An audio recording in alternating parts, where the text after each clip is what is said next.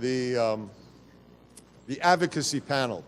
So the question for the advocacy panel and for all of us is, given all the information we've heard today, given the impassioned version of it by Dr. Mikovits, what are we going to do?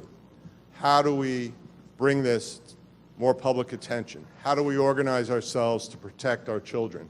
So we've invited some advocates who have experience in this to try to answer those questions.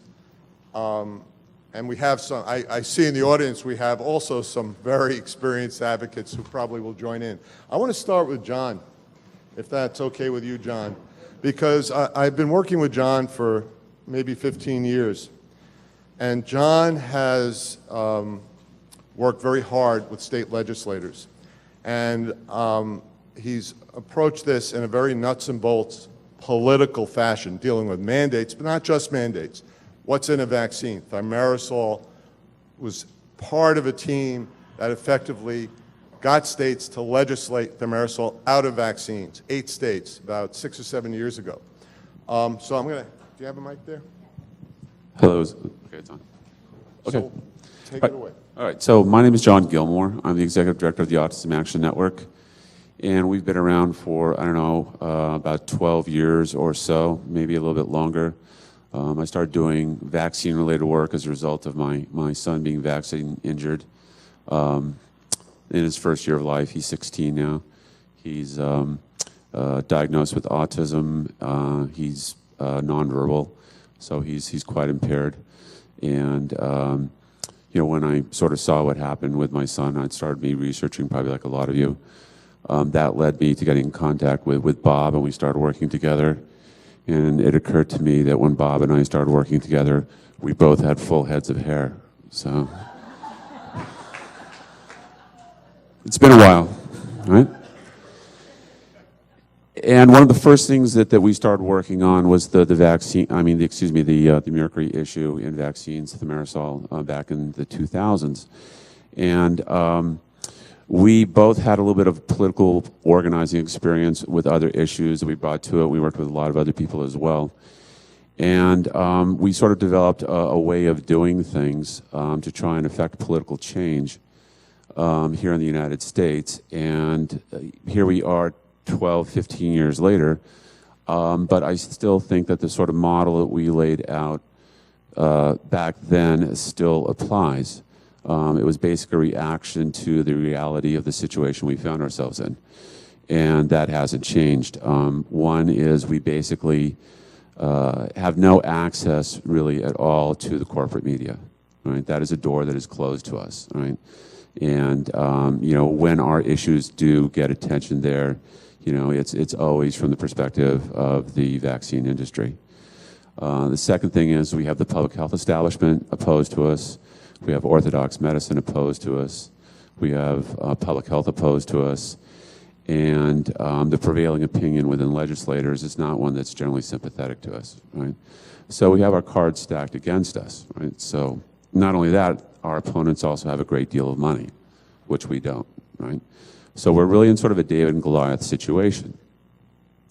However, what we do have going for us, though, however, is basically you folks in the room here today, okay? Because, you know, cynical as I might get sometimes in conversations with you guys, to some extent democracy still works. There are still many, many ways that we can use the political process to not only affect change, but what we do more often than affect change is to stop bad things from happening. Because it's a lot easier in the American political system to stop bad things from happening than for moving things forward. I mean, thank you, James Madison, because basically the American Constitution was written specifically to allow a small group of people to stop things from happening, right? And it doesn't require enormous resources in the way of money, but what it does require is organization, which means like-minded people must be in contact with each other and share information. We have to coordinate action, and we have to have a critical mass of people out there getting in contact with their legislators, getting in contact with their local newspapers, mobilizing their friends and their networks and so on to do political action at the right time. And when those pieces come together, you actually can do some really good things, right? And I'll give you one concrete example. We have all heard of the sort of disaster of SB 277 in California. Who's heard of that? Okay. Who has heard of the 17 other states where they tried to pass SB 277 type legislation where they got completely stopped? All right, good. You're an informed group, right?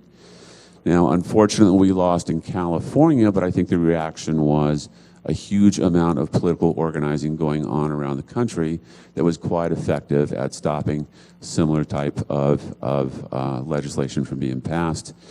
And you know, the SB 277 situation in California is not over with. There's I think at least half a dozen different legal challenges going underway here. There's a whole huge amount of activity going on in California.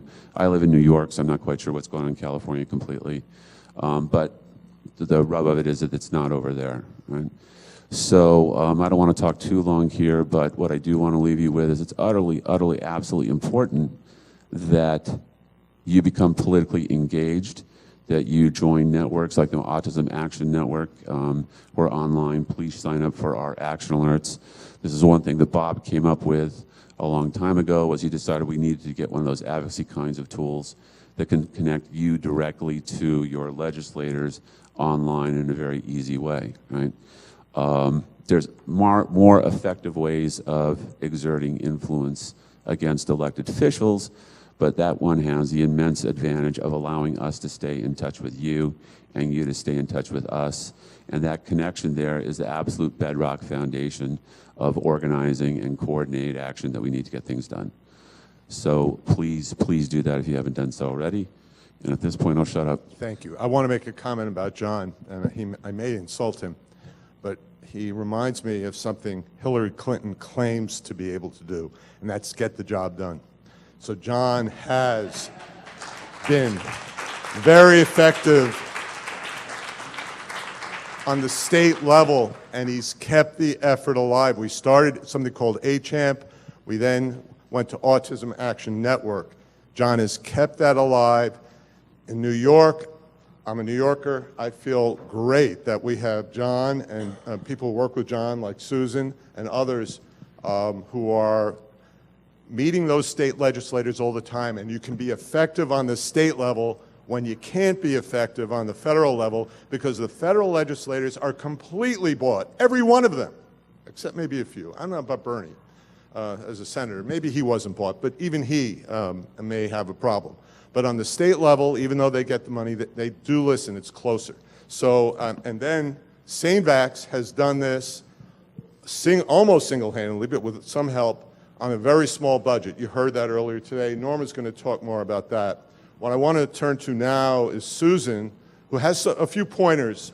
Susan Lee is an attorney, a parent of an affected child, who works on vaccine injury cases, and also has worked with others, including John, on nuts and bolts issues. She has a few pointers for you, so she'd like to share that with you, and then we'll go from there. So Susan, it's all yours.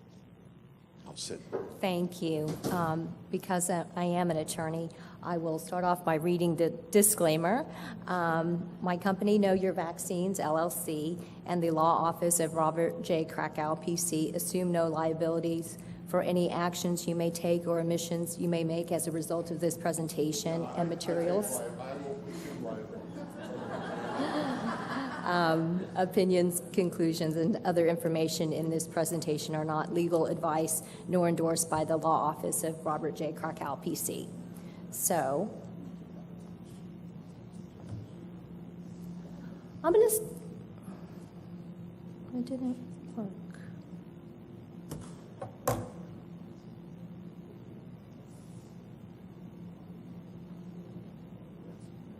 Sorry, I'm having some... Okay, but it's on the screen, but it's... Oh, it's not showing up. Yeah. What am I doing something.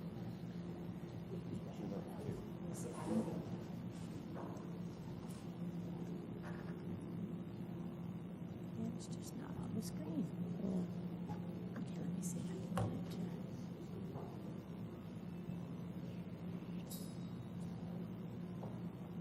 Okay, now let's try.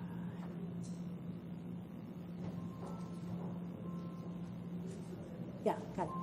So it's just this, thank you. So I'm going to start off by just some basic definitions of three words that vary in degrees of meaning but are along the same continuum. So first is an advocate. It's just someone who, has a point of view, is, you can be a parent advocating for your child. Anyone can be an advocate. And then an activist is basically an advocate who is promoting social change. So if you look back on the history in the U.S. in times of tumultuous social issues, whether it be the Civil War or World War II, there is a group of people, there are activists who are trying to change the opinion of the masses. And at the time, they're viewed as people who are in front of their times, people who are ahead of their times. But when you look retrospectively at these people, you see, wow, that seems like such common sense to want racial equality or equal pay. So hopefully, people will come to see this movement as something that was just common sense. And then at the other end, you have a lobbyist who's basically a person for hire to promote legislative change. And each state has rules about lobbying. In New York State, a lobbyist is defined as any person who is attempting to influence government decision-making. And decision-making can include, opposing a bill, delaying a bill, supporting a bill, anything like that. So in the U.S., we have bicameral legislation. So I'll use New York State as an example versus federal. So in New York State, we have the Senate, and the leader is called the majority leader in the Senate, and in the Assembly, it's called the Speaker. And the number of legislators is 63 in New York State in the Senate and 150 in the Assembly. And the term limits are 2 years. There's no limitation on the number of terms. In New York, the governor has a 4-year term. And of course, at the federal level, the president serves 2 4-year terms with a 2-year limit. There are committees in the Senate in New York. There's 46 standing committees and 34 standing committees in the Assembly. And conversely, in the federal level, there's 16 standing committees in the Senate, 4 select and special committees. In the House of Representatives, there's 21 standing committees, 1 select committee, and 4 joint committees. And the session times, this is very important because most bills in New York State get passed at the end of the session time, which is the middle to late June. And how a bill becomes a law. So at any point in this process, a constituent or a voter in that district can elect to participate. And a first point where a citizen can participate is to propose a bill. A bill can come from a legislator or a constituent. So then once you have an idea for a bill, it needs to be drafted. And usually that requires an attorney because it needs to be written in a specific way. The bill needs sponsors, and then it needs to be introduced by a legislator. And then it's sent to the appropriate standing committee. And when the bill is sent to the appropriate standing committee, this is another point where a constituent can enter the process and become an advocate. So the committees research and evaluate the bill, and then it's sent to the floor. And at this point, it can be amended. It's voted. on, and if it's passed by majority, then the bill is sent in identical form to the other house.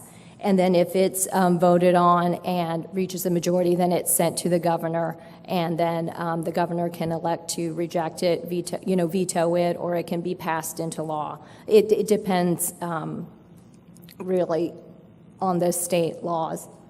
So I'm going to go next to effective advocacy. I'm going to go over audience, strategies, problems, and staying informed. So when you go to meet with your legislator, first you want to identify the constituents. And again, a constituent is someone who is able to vote in your district. You want to designate a leader in advance before you go meet with your legislator. You want to prepare an agenda, and you want to do your homework. So you want to know your legislator's profile. And this is just really common sense. You want to be punctual, wear appropriate attire. You want to be respectful and patient. And what you want to do is educate. You want to say whether you oppose the bill or whether you support the bill. And here's why. And you present clear and persuasive information. You stay on topic. You say, I'm here to discuss Bill X or, whatever the topic is. And then you want to finally ask your legislator for support and action. For example, you can say, can you write a letter to the majority leader? Or, whatever you want to be done, and follow up on it. And lastly, you want to thank your legislator. So strategies is first you find like-minded individuals. A lot of this is done on social media. There are open groups and closed groups. You can find volunteers, and when you collect volunteers, it's very important to find their specific skill set to see how they can help with your goal or your mission. Like if someone has database management skills or a background in technology or in law or in advertising, use that. And you want to be very specific about what you're wanting, whether it be, removing, vaccine mandates, for example. So you want to keep the individuals focused. It's important to build support by creating coalitions and alliances with other organizations. And lastly, you want to build a relationship with your legislators.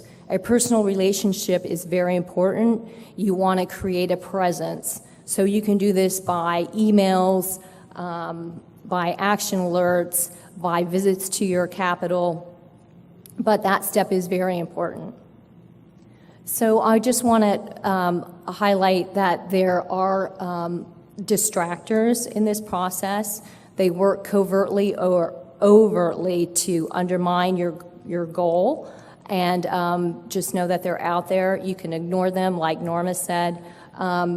Just trust your intuition, trust your gut feeling about a person. So lastly, stay informed. So if you don't know who your legislators are at the federal level, I've provided some websites. It's important to track legislation. And Norma Erickson here at SaneVax, you can email her at sanevax@gmail.com if you're interested in volunteering. And, you will stay informed on this issue. I also want to point out, use your mentors. Don't reinvent the wheel. There are a lot of very seasoned advocates in this room. John Gilmore, please reach out to him if you have a roadblock. There's also, I hope you don't mind, from National Health Freedom Coalition, Diane Miller. Please reach out and use these people if you need advice or you want to know how to move forward. So thank you very much.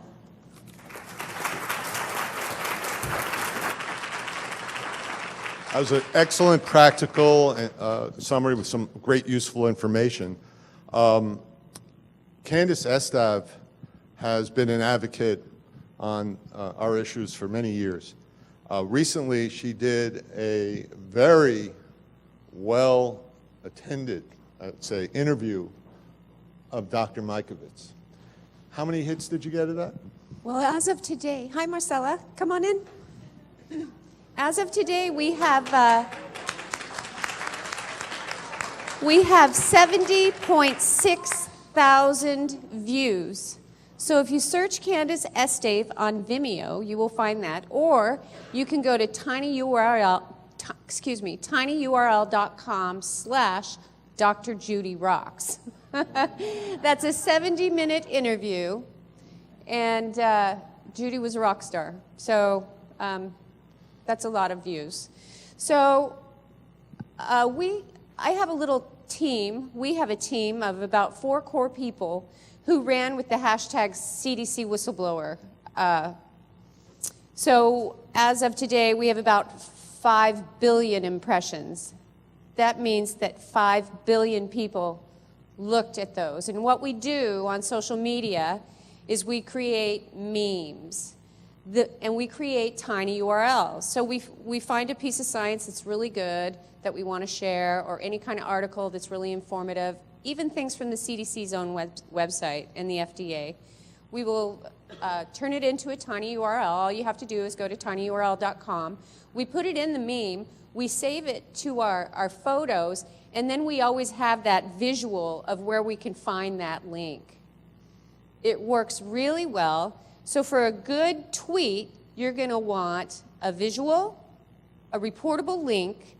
You're going to tag somebody that has 170 million followers. You're going to use the hashtag CDC whistleblower. Right now, we're using hashtag CDC whistleblower and hashtag vaxxed. And then we're going to ask for something, a request. There's 5 things. The request can be as simple as please retweet or tell your mom, you know. So that's a really cool thing. We organize on Facebook, and then we send it out to the masses on Twitter. So I'm at CESDave on Twitter, and we are informing everybody. This is awesome. The mainstream media won't help us. We are mainstream media. Everybody needs to get on social media. We have YouTube. We have tons of videos there at TruthTubes. And let's see, when I'm not on Twitter or Facebook, I am doing local stuff. It started with Marcella out there in front of County Health. I was so impressed. She's carrying a sign that says, "No shots, no school, not true." And so I decided I wanted to take her lead, because she taught me just about everything I knew after my son's vaccine injury. And so I decided to honor her by following her lead to make a difference in my own community. So I went out there, and Karen Kane, her daughter died of the DTaP. She came out to join me. So she got her publicist on board, and they brought out the media, and it became a really big deal. I put books, every time I buy a book, I buy 2. I put one in the library, and I keep one for myself that I may just give away. If it's a really great book on vaccines, I'll find some pregnant mom and just give it to her. You know, I have cards in my wallet that have my name, my hashtag CDC whistleblower. And I've learned from Judy we're not supposed to say cause or cure. So what we say is vaccines are associated with autism. So that's what we say now. And I have Marcella's 10 facts on the back about, you know, no safety tests, all kinds of cool stuff back on the back of my card that I've run out of, by the way, here today. So I just hand those out to anybody that will listen to me. I'll see a lady in the grocery store with a little kid, and I'll say, my kid was injured by his vaccines. Here's my card. There's some facts on the back. And that makes it really easy for me to just get in there and give them that information. Everybody has 3 minutes, is allotted to 3 minutes at public comment. I am working on my school board over SB 277. They need to know what's going on with these kids. These special education departments are exploding, and they can't support these kids. Things have to change. So I'm in there every chance I get with my story, somebody else's story. I give them books to read. I give them links. I got their email. I'll give them links. I try not to overwhelm them with too much information. But I am educating my school board and the admin, because our admin kind of lead those guys around by the nose. So, you know, your 3-minute public comment at city council meetings. There's all kinds of things you can do. Almost every town has a media center, and it's free to use. So you go in there and you take a 1-hour course on how to use that equipment, and they're looking for programming. So you can go in there and do interviews or talk, just talk, have somebody film you and talk about what's going on. And, you know, you could do that. What else? Try to run for office. If nothing else, your viewpoint will be out there, even if you don't win. I learned that from Carolyn. Is she still here? There she is. Ed told me that we all need to go to the Chamber of Commerce. Align yourself with a nonprofit. You'll get a discount rate if you're with a nonprofit. You go in there, and they put you on their website, and they promote you. So anything new, you can go in there and update your part of their website, and they will promote you, and everybody in town will know you're there. So I have aligned myself in all these nonprofits, these local nonprofits, and they invite me to events. So I will bring banners from vaxtruth.org to Vaccine Injury Awareness League. Recently, our town did it's a festival of trees. It's a fundraiser targeting literacy and service in our town. So it's a women's group, and we do wonderful stuff in our community. So we do an event every year. It's very labor intensive. We raise about $40,000, and it all goes back into the community. So I got Michelle to let me borrow her name, Vile News, or Vile, Vaccine Injury Awareness League, and I went in and I decorated a tree, and I printed up these big boards, and they said what vaccine injury looks like. I had printouts by my tree, and people, you know, they cruise the trees, they wander the trees, they look at the trees, and they decide what tree they want to win, and it's a raffle. If you want to get something going like that in your community, that's a great way to get the word out. There's all kinds of things we can do. If you're on social media, just block the trolls. Block the trolls because they're going to mine your friends and they're going to go after your friends. And usually a dead giveaway on a troll is somebody that starts calling you names. So, of course, I talk to my legislators, but I've kind of worn them out. So they don't like me very much, so I just let other people do that. When do you sleep? Well, you know, I do. I sleep. So that's kind of what I do. I take every opportunity in my community to do whatever I can. And I will, you know, help other parents, and I'll educate other parents of kids with autism. And, you know, so many people have said it. Judy said it. Ed Arenga has said it. We need to align all these people with cancer, all these people with chronic fatigue, all these people with autism. We need to join together and fight. Our kids' lives are in danger. We need to protect our children. We all need to come together. We all need to come together. It's going to take an army. We are up against evil. Thank you so much. Thank you.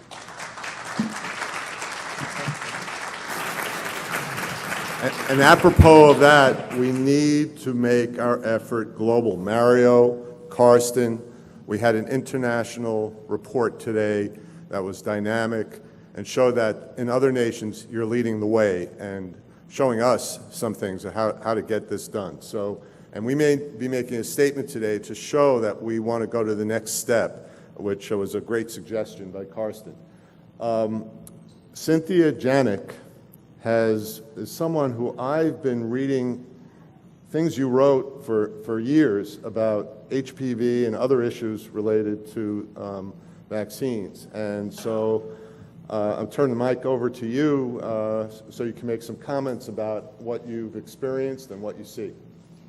Well, what I've done is I've been writing articles. I've been putting the truth out there everywhere I can. And you don't have to, you know, have a PhD, MD, CD, or any other consonants after your name. If you like to write, write. Find a website that will publish your articles. Tell your personal stories.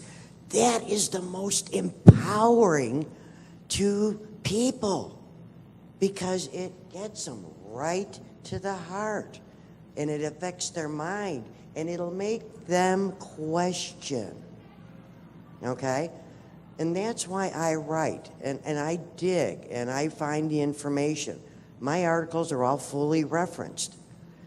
Now, Candace here made a mention about trolls on your Facebook page, Twitter, wherever. Get rid of them. Oh, yeah, get rid of them. But you know what I do? Some, let's say, newspaper will print an article about the HPV vaccine, and they'll say, oh, it's so great. And then you have your troll that comes on and says, oh, yeah, I vaccinated my kids, da-da-da-da-da-da. And I'd say, oh, really? Well, good for you. Did you know, da-da-da-da-da-da-da, and that over here, there was this documentary with 30 individuals, you know, about 10 of which in wheelchairs, da-da-da-da-da-da, and I link everything.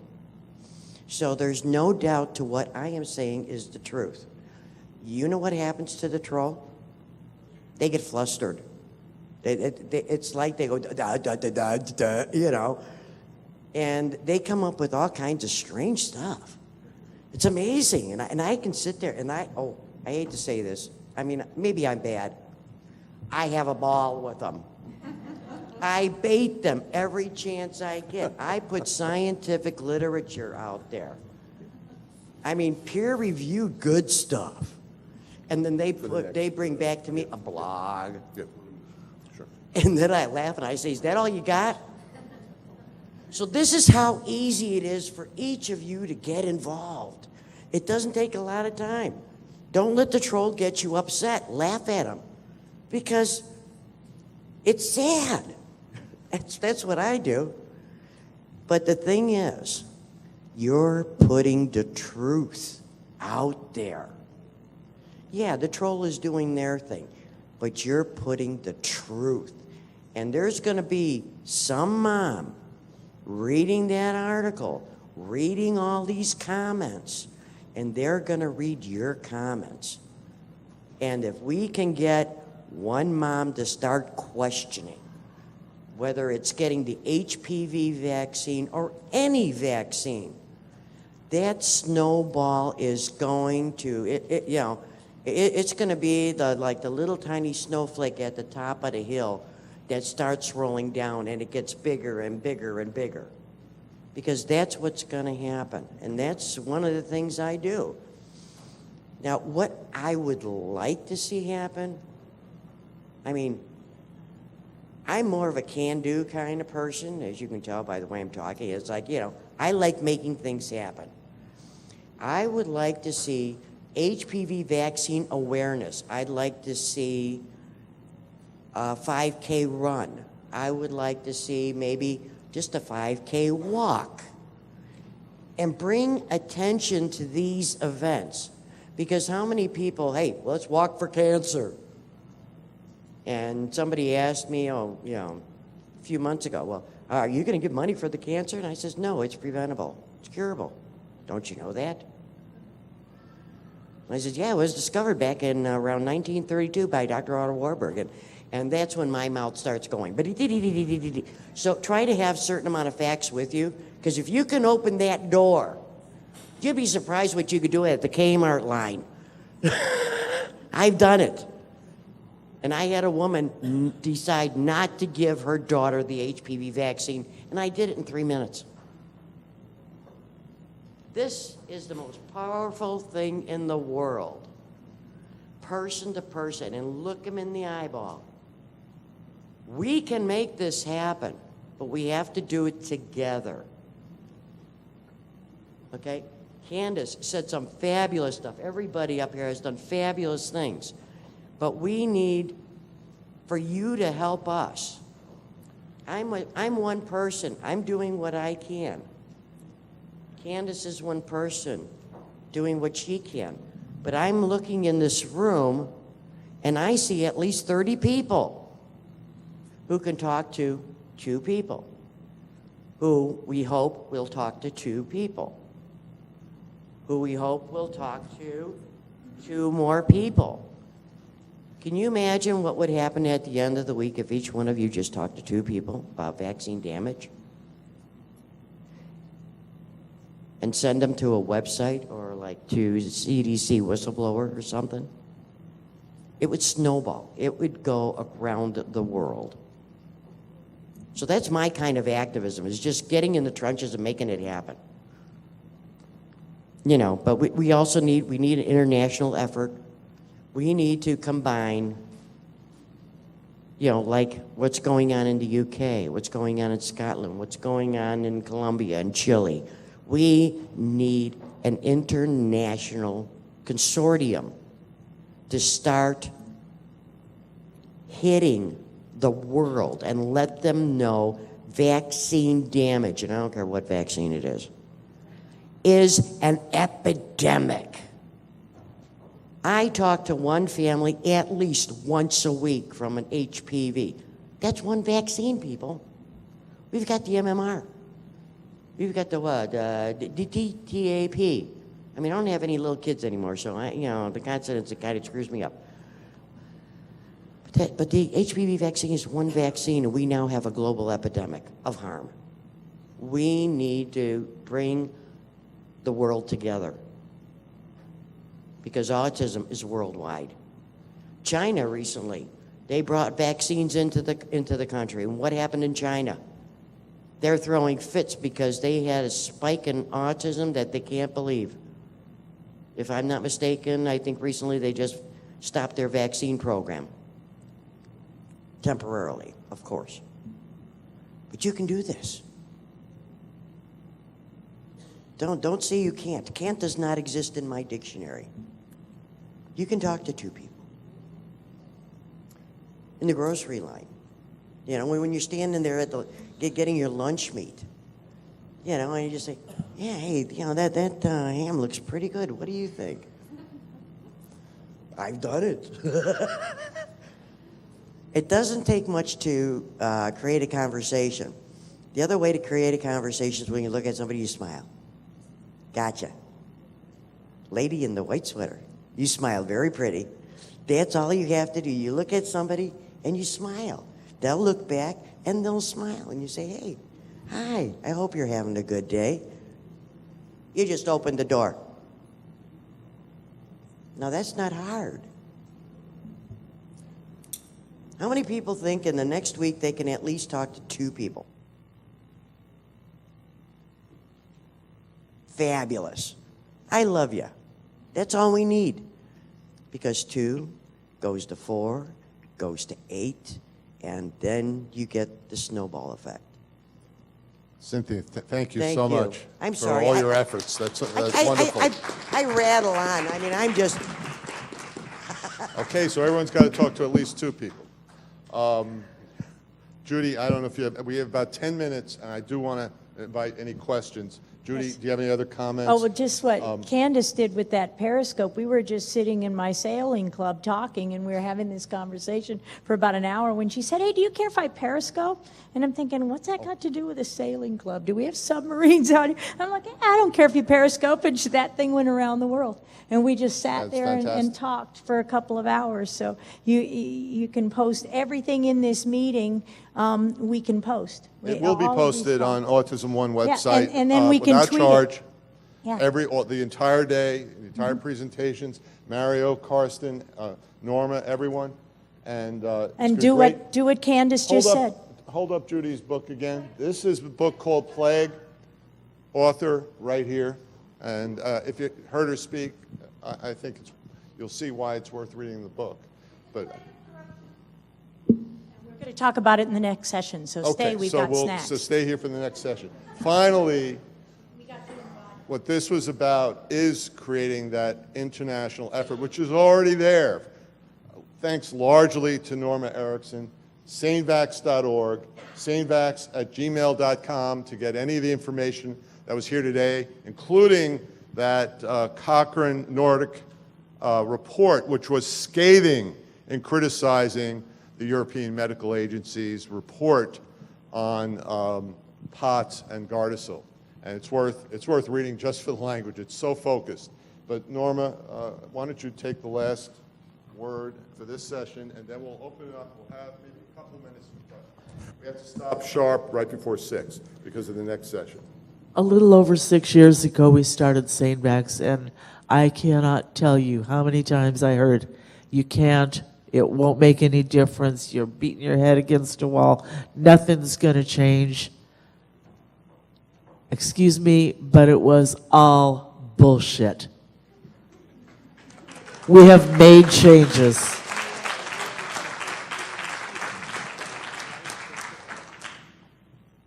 Last week I read that there are 34 countries that have put HPV vaccines in their national immunization schedule.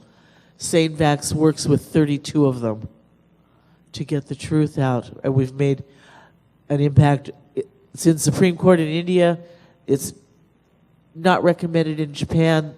We're fighting it every place we can by getting information into the hands of the people that need it. What we need is translators, people that speak different languages. We need people that translate French, English, Italian, Japanese, Chinese. It doesn't matter. If you can speak more than one language, contact us. We need translators. The pharma's been successful by isolating countries. That's not going to happen anymore on our watch. No country is going to be isolated. No country is going to be left alone. And we are creating a different world.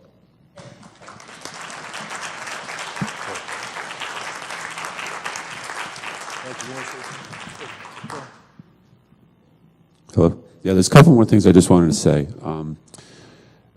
Some ideas you might want to follow up on to try and affect some change. By all means, talk to two people. By all means, get on Facebook and put your information out there, okay?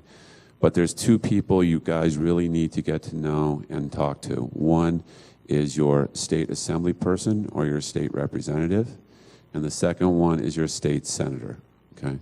Those are really the only two politicians you really need to worry about, okay? Because you can vote for them, right? And because you vote for them, they will take you very seriously. Because when a legislator talks to a constituent, they never think, I'm just talking to this person here. They think, I'm talking to this person and their family and their neighbors and the people at work and the people in their club. And the last thing they want is you running around saying, oh, Senator Smith is a total jerk. Don't vote for him. And do not underestimate the influence you can have just talking to this person, right? Because, you know, that's all legislators are, and they have a great deal of power, right? Most vaccine policy in the United States is set by the states, not the federal government, right? And the federal government is quite important, but getting access to a congressperson or a senator is quite difficult. And the way things are in Washington now and have been for a while is Washington does almost nothing, right? The power balance is such that nothing really emerges from Washington of much significance. That's not to say that you ignore them, but if your goal is to sort of protect your kids, the place that you really need to get involved is at the state level, and it's actually quite easy to do. One last suggestion I would offer of a way that you can have a profound impact is, well, let me ask a couple questions. How many of you are either vaccine injured yourself or have a family member that's vaccine injured? Okay. How many have a HPV vaccine injury? Okay. How about some sort of injury related to autism? Okay. One thing that I think is very important for you to do is your state legislators need to meet you, and they need to meet the injured member of your family, right? And they need to hear your story. Because one thing I found out is that these people have lobbyists, paid lobbyists in $1,500 suits coming into their offices all the time, telling them what they want to do. And that's the way the game is played. They realize that. Everyone realizes that. But if you're there, you're going to be there on your own dime, right? No one is paying you to be there. You're there because you care passionately about what happened to your family, and that tends to be very, very persuasive. So please do not shy away from doing it. In fact, when you leave here, you know, when you get home from AutismOne, if you don't know who your legislators are, look them up and make an appointment. It can have a profound impact. And what John said is especially true in California. Even there, legislators will listen. Candace wants to say something else, and maybe we can take a question. We only have about 2.5 minutes left. Did this website called b1less.com. That's b1less.com. You can go there and read all about herd immunity and share those links. But we have a challenge. Every day we are challenged to have our Be One Less moment. That's when we talk to somebody about what's going on and direct them to this useful information. We call it our Be One Less moment, so it's a challenge to talk to somebody at least every day. 2 people a day. Every day, talk to somebody. Have your Be One Less moment. Thank you. Maybe one question. Yes, ma'am. Go ahead. My name is Hortensia. I live in Mexico. I'm Mexican. I'm a naturopathic doctor. I have no kids. Mexico has no VAERS. Mexico has no reports. We have millions of children damaged by vaccines. We don't have that lady over there who is a treasure. It's gold for you. All the scientists that you have, all the people that is fighting for you, most of them don't even have children, or they're big enough. I don't know why this ballroom is not filled with people trying to fight for your children. I'm doing it in Mexico. I've been threatened. I don't care. I don't care. If one child is saved because I put in my Facebook something about vaccines, I will go to heaven. If I save 2, maybe there's a special heaven. How come this ballroom is not full of people? I don't get it. You don't care about children? There's no one in Mexico. It's about, we're like 2 or 3 persons. One of them with a daughter damaged terribly. Right now, until this Saturday, we have a HPV vaccine campaign.